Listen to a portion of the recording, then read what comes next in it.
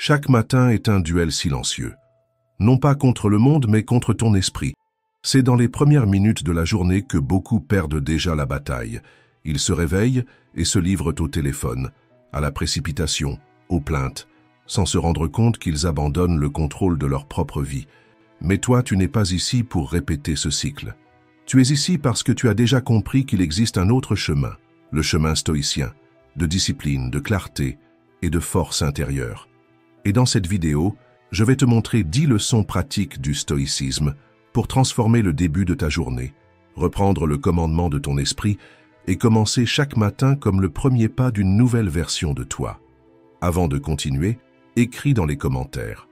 Aujourd'hui sera une grande journée. Je suis stoïcien. Ce n'est pas seulement une phrase, c'est toi qui reprends le contrôle. 1. Ne commence jamais ta journée en te plaignant. As-tu déjà réfléchi à quelle est la première pensée que tu nourris au réveil? Parce qu'elle est plus qu'une simple pensée. Elle est la graine émotionnelle de ta journée. Elle est le ton qui accorde tout ton comportement. Elle est le sol où tes prochaines décisions vont pousser. Si tu te réveilles en murmurant, en te plaignant, en t'irritant de ce qui n'a pas marché comme tu voulais, tu n'es pas seulement en train de t'exprimer. Tu es en train d'entraîner ton esprit à chercher ce qui ne va pas. Et il va le trouver. Marc Aurèle le savait. Il avait l'habitude de se rappeler dès son réveil que le monde présenterait des difficultés, qu'il rencontrerait des personnes ingrates, des situations imprévisibles, des inconforts inévitables, mais que cela importait moins que la manière dont il choisirait de réagir. La plainte du matin paraît petite, mais c'est un déclencheur puissant. Quand tu commences ta journée en te plaignant, ton esprit passe en mode de rareté. Tu te places, sans t'en rendre compte, dans le rôle de victime. Et tout ce qui viendra ensuite sera interprété à travers ce filtre, celui du ressentiment, de l'irritation et de l'impuissance. Mais tu peux inverser ce schéma. Tu peux te réveiller et respirer avec intention. Tu peux te rappeler, avant même de sortir du lit, de la personne que tu es en train d'essayer de devenir. Et tu peux choisir la posture de celui qui dirige son propre esprit, même quand le monde est encore désorganisé à l'extérieur. Éviter la plainte, ce n'est pas faire semblant que tout va bien. C'est un entraînement, un raffinement, un acte de maîtrise intérieure. C'est se dire à soi-même, oui, il y a des problèmes, mais je ne vais pas me laisser contaminer par eux dès le départ. Parce que la première heure de ta journée n'appartient pas au chaos, elle appartient à la construction. Tu peux utiliser ce moment pour renforcer ton centre émotionnel, pour remercier, respirer, t'aligner, ou tu peux gaspiller cette heure précieuse en réagissant à ce qui est hors de ta portée, en revivant des blessures anciennes, en amplifiant des bruits qui ne méritaient même pas de place dans ta conscience. C'est pourquoi, avant de dormir, plante l'intention. Et au réveil, choisis de commencer avec direction. Comme le disait Henry David Thoreau, les choses ne changent pas, nous changeons. Et changer commence ici, avec la décision presque invisible de ne pas se plaindre, de ne pas se perdre dans ce qui manque, mais d'agir comme quelqu'un qui est prêt à construire ce qui compte. Si tu es arrivé jusqu'ici, commente « Aujourd'hui, je choisis d'évoluer ».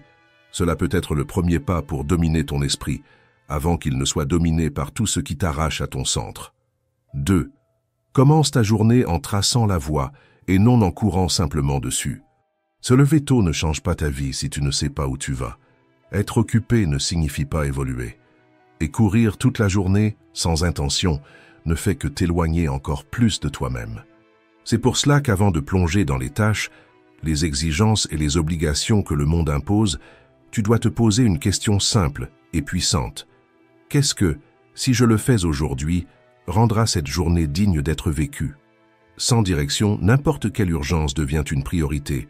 Sans intention, n'importe quelle distraction paraît importante. Et quand la nuit arrive, il ne reste que cette frustration silencieuse de celui qui a été occupé toute la journée, mais qui n'a pas touché à ce qui compte vraiment. Les stoïciens le savaient. Marc Aurèle, même en tant qu'empereur, ne commençait jamais sa journée sans réfléchir à ce qui était essentiel. Il écrivait pour lui-même comme on grave un rappel pour ne pas se perdre dans le chaos. Tout, un cheval, une vigne, a été créé pour un devoir. Pour quelle tâche alors as-tu toi-même été créé? Cette question n'est pas trop philosophique, elle est pratique. Parce que si tu ne sais pas ce que tu essaies de construire, n'importe quel bruit devient un nouveau chemin. Et quand tu t'en rends compte, Tu n'es pas en train de vivre ta vie, tu es seulement en train de réagir à celle des autres. Définir un but pour la journée, ce n'est pas faire une liste infinie de tâches et de rendez-vous. C'est tracer une ligne claire entre ce qui te fait avancer et ce qui ne fait que drainer ton énergie. C'est se réveiller avec présence et se dire « Aujourd'hui, je vais mettre mon temps au service de ce qui m'approche de l'essentiel. » Peut-être que ce sera un pas dans ton travail, peut-être une nouvelle habitude, peut-être une conversation que tu repousses depuis longtemps. Peu importe la taille de l'action, ce qui compte, c'est la direction. Parce qu'un seul choix, même petit, fait avec intention, soutient l'édifice de ton évolution. Pense à une construction. Une seule vis, placée au bon endroit, empêche tout de s'effondrer. Avec ta journée, c'est la même chose. Une décision claire, prise dès le matin, peut être ce qui te maintient solide quand la confusion commence. Alors, ne commence plus jamais une journée en pilote automatique. Ne permets pas au monde de décider pour toi. Réveille-toi avec intention. Choisis ton but. Marche avec clarté. Car celui qui sait où il veut aller choisit autrement. Et celui qui choisit autrement vit avec plus de force, plus de concentration, plus de vérité. Si ce choix a déjà commencé à naître en toi, écris ici en commentaire. Aujourd'hui, je marche avec intention. Parce que le temps est ton bien le plus précieux, et chaque matin est une chance qui ne se répétera jamais. 3. Ta force naît des petits choix. Tout le monde admire la discipline dans les grands accomplissements, mais presque personne ne remarque que la véritable force naît dans les détails que personne ne voit. Marc Aurèle a écrit « Nous devons nous discipliner dans les petites choses et, à partir de là, progresser vers des choses de plus grande valeur. Si tu as mal à la tête, exerce-toi à ne pas jurer. Ne jure pas chaque fois que tu ressens une douleur à l'oreille. Et je ne dis pas que tu ne peux pas te plaindre, simplement, ne te plains pas avec tout ton être. Cette phrase n'est pas seulement poétique, c'est une clé. Elle te rappelle que ton esprit est façonné non pas dans les grandes batailles de la vie, mais dans la manière dont tu réponds aux petites provocations du quotidien. Il est facile de parler de discipline quand tout est en ordre. Mais l'entraînement réel commence quand le réveil sonne et que ton lit paraît plus convaincant que tes objectifs. Quand ton téléphone vibre avant même ta première pensée consciente et que tu dois décider si tu commences la journée en nourrissant ta clarté ou ta distraction. Ces moments, apparemment petits, sont en réalité des décisions structurelles. Ils façonnent ton humeur, ton énergie, ton attention. Chaque choix du matin est comme un vote silencieux pour la personne que tu es en train de devenir.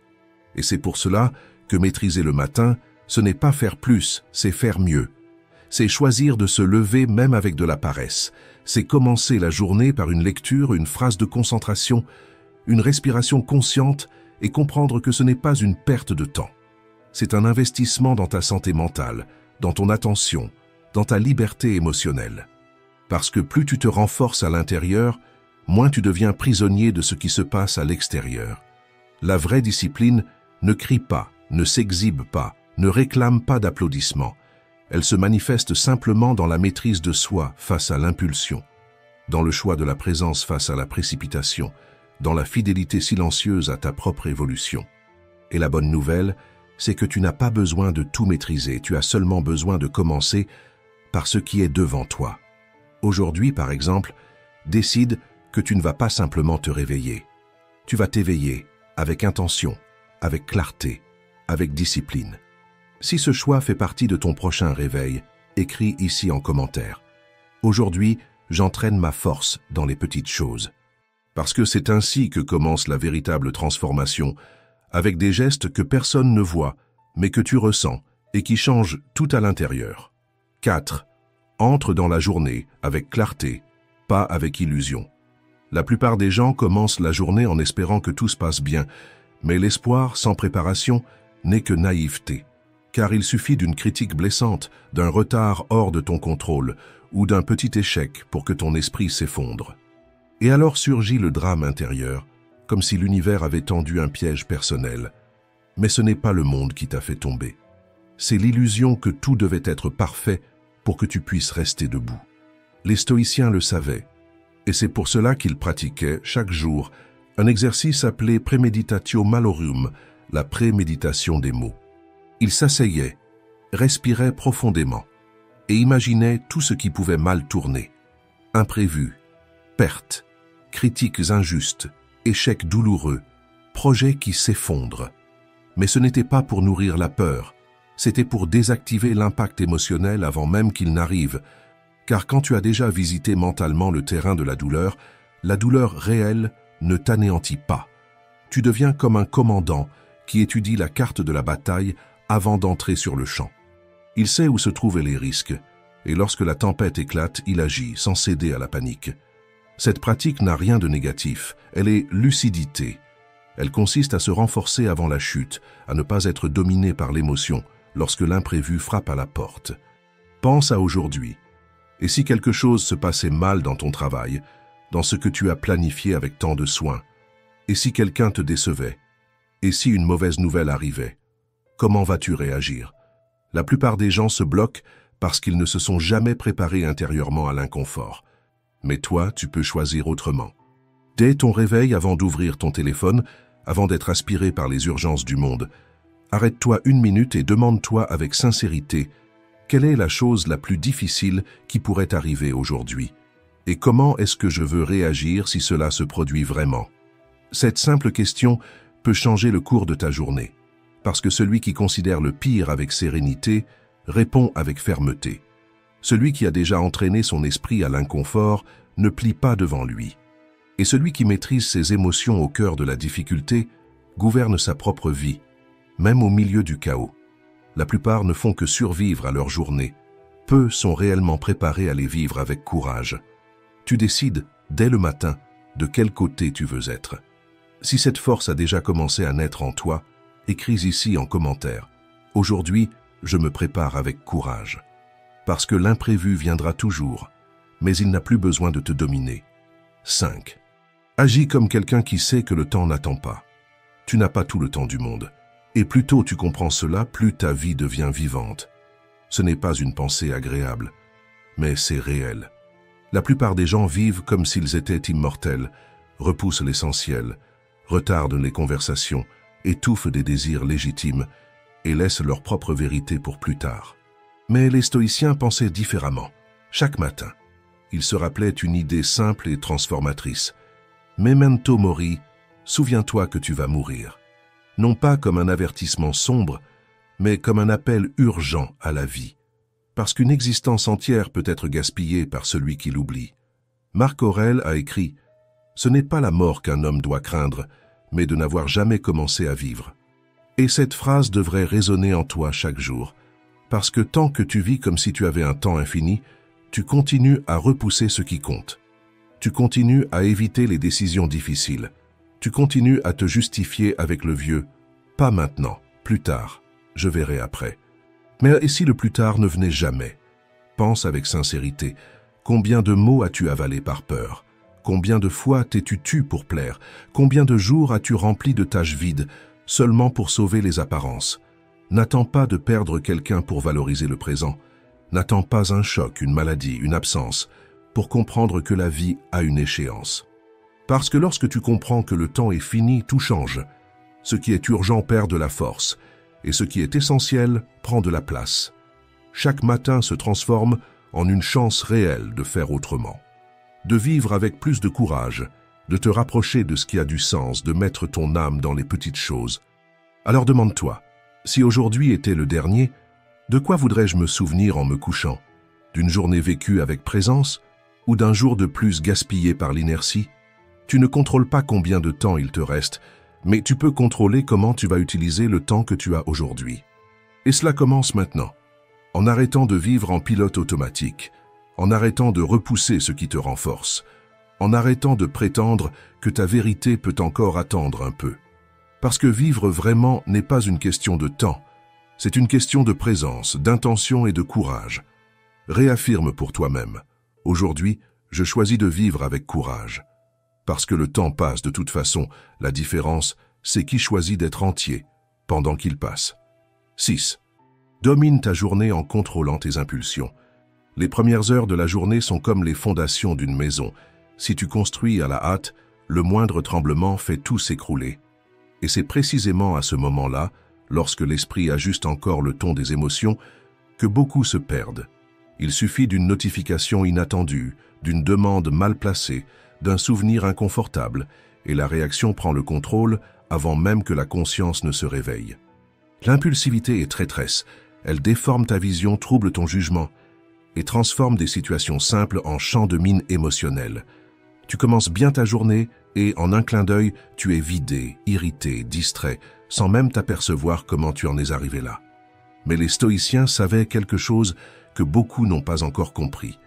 Épictète disait « Nous ne contrôlons pas les événements qui nous arrivent, mais nous contrôlons la manière dont nous choisissons d'y répondre. » Cette phrase, si elle est vécue vraiment, change tout. Parce que le problème n'a jamais été ce qui t'arrive, le problème commence lorsque tu oublies que tu peux choisir comment répondre. Et dès le matin, lorsque l'émotionnel est encore vulnérable et que le corps s'éveille lentement, tout semble plus intense que cela ne l'est en réalité.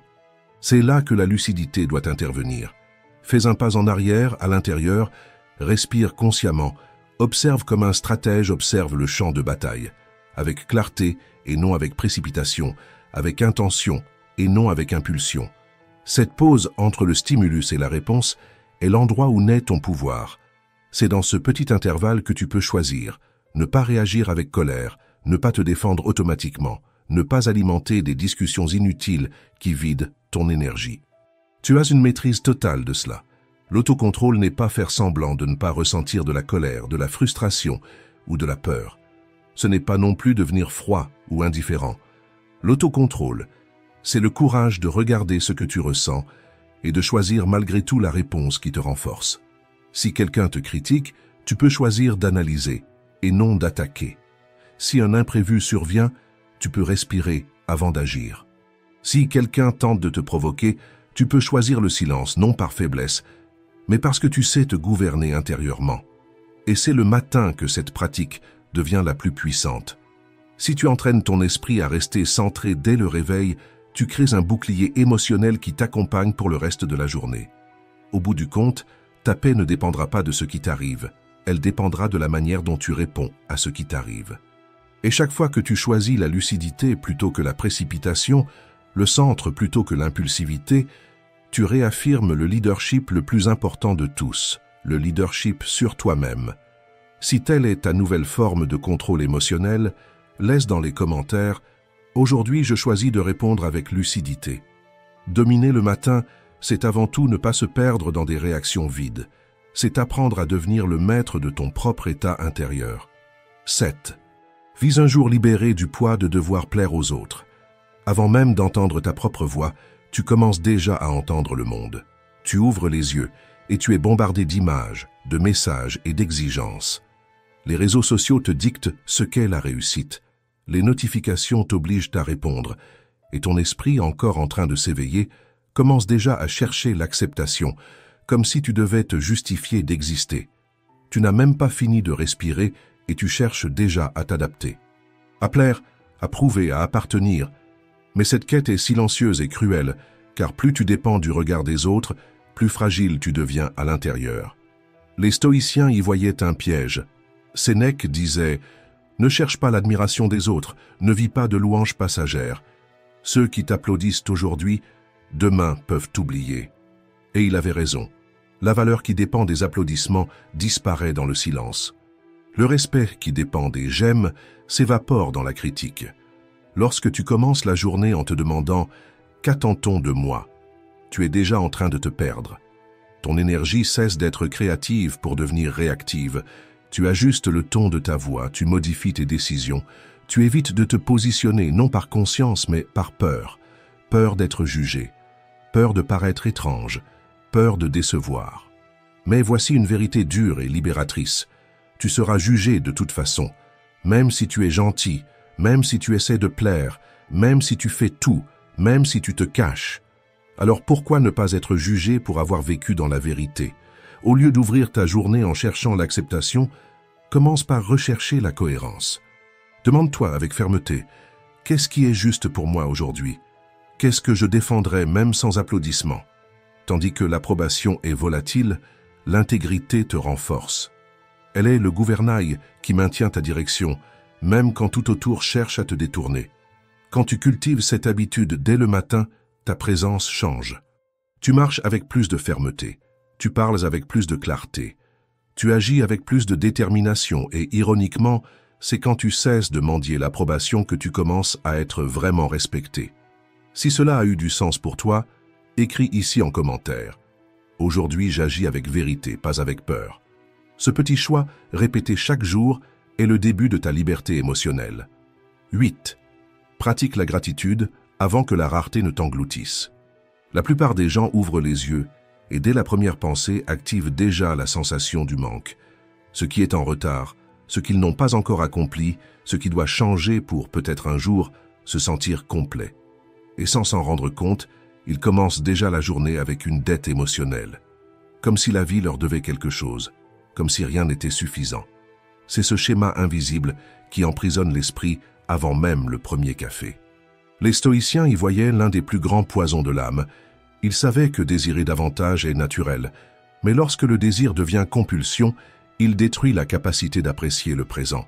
Sénèque disait « Pauvre n'est pas celui qui possède peu, mais celui qui désire toujours plus ». Et cela nous enseigne un nouvel angle. La véritable abondance ne réside pas dans ce qui manque, mais dans ce que tu as le courage de reconnaître comme précieux maintenant. Se réveiller avec gratitude n'est pas un cliché, c'est un acte de lucidité. C'est se rappeler que beaucoup de choses qui paraissent aujourd'hui normales furent autrefois des rêves. Le toit qui t'abrite, le corps qui respire, la nourriture qui t'attend, la chance de recommencer encore une fois. Mais si tu n'entraînes pas tes yeux à voir, ton esprit continuera à projeter la rareté, et ton cœur, même entouré de miracles, continuera à se sentir vide. La gratitude n'ignore pas les défis, mais elle crée un sol ferme avant la tempête. Elle réorganise ton énergie, ralentit la comparaison et ramène ton attention là où la vie se déroule réellement, le présent. Et le meilleur, la gratitude peut s'entraîner. Tu n'as pas besoin de grandes conquêtes pour le ressentir. Parfois, tout ce qu'il faut, c'est une pause d'1 minute pour remarquer. Le soleil s'est encore levé, ton corps bouge encore, le café est encore chaud. Une pratique simple et puissante. Chaque jour, avant d'ouvrir n'importe quel réseau social, impose-toi un péage. Écris 3 choses pour lesquelles tu es sincèrement reconnaissant. Peu importe la taille, cela peut être ton travail, ta famille, le lit dans lequel tu as dormi. Ce qui compte, c'est la vérité du sentiment. Ce geste ne change pas seulement la tonalité de ta pensée, il change ta vibration, ta capacité à remercier augmente. Parce que celui qui commence la journée avec gratitude commence déjà avec le cœur rempli, et celui qui est rempli à l'intérieur ne se perd pas dans le vide de la comparaison, ni dans l'anxiété de ce qui n'est pas encore arrivé. Commencer avec gratitude, c'est placer ton âme au bon endroit avant d'affronter le monde.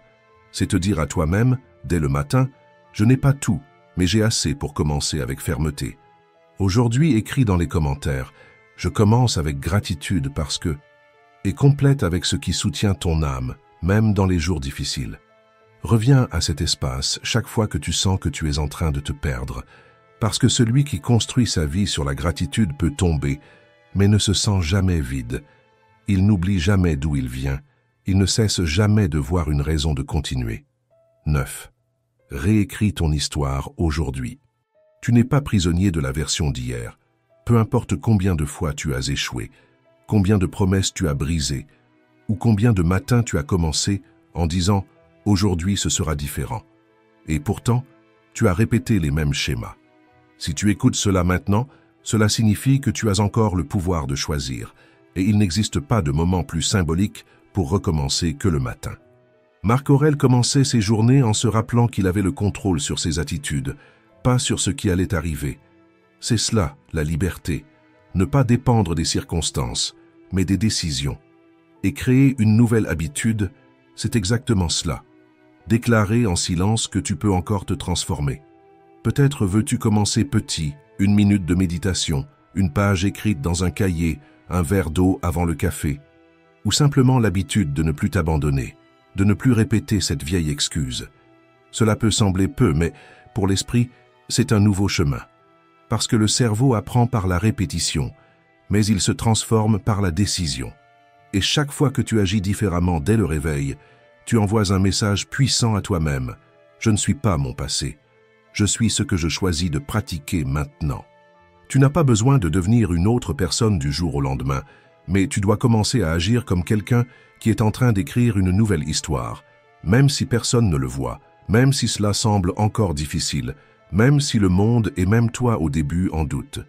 Toute transformation commence ainsi, par un acte simple de courage, répété en silence, jusqu'à ce qu'il cesse d'être un effort et devienne une identité. Écris en commentaire. Aujourd'hui, je décide d'agir différemment. Parce qu'une décision prise tôt le matin peut être le tournant que tu attendais. Peu importe comment étaient tes jours précédents, ce que tu fais aujourd'hui a le pouvoir de tout réécrire. 10. La première victoire de la journée commence dans tes mains. Avant de sortir dans le monde, avant d'ouvrir n'importe quel réseau social, avant même de te lever du lit, respire profondément et demande-toi « Qu'est-ce qui est réellement sous mon contrôle aujourd'hui ?»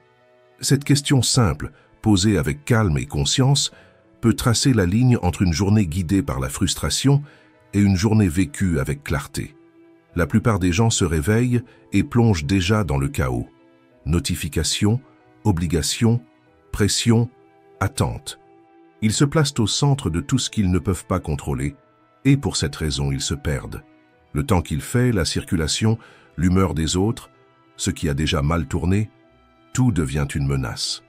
Mais le problème n'a jamais été le monde.